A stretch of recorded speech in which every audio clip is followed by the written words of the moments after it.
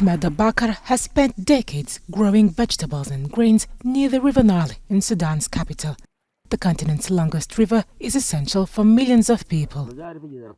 I've been living by the Nile for my entire life. My occupation is farming, and it's my grandfather's occupation too. The Nile is our source of living, and we don't have anything else to do.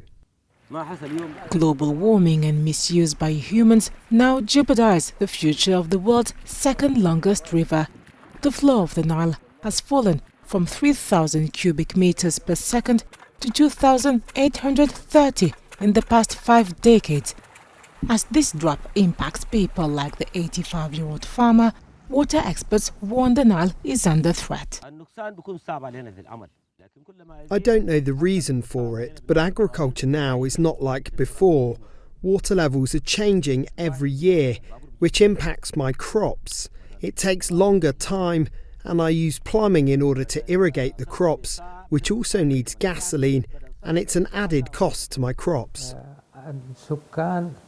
With the expected loss of water for environmental impacts, another issue is the increase of population against the current Nile quota.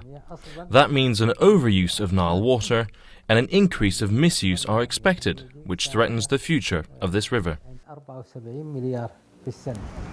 A lack of rainfall and increased droughts expected in Africa means river flow could fall by 70% by 2100, according to the United Nations forecasts. It's predicted there could be a 70% loss of available water per local resident. Experts believe the river can only be saved if the countries it passes through commit to better joint management and sustainable development policies. Ahmed Abakr's livelihood and that of millions of others depend on the Nile. In 2010, 5 upstream states signed a cooperative framework agreement. The text outlines principles, rights and obligations for cooperative management and development of the Nile basin water resources.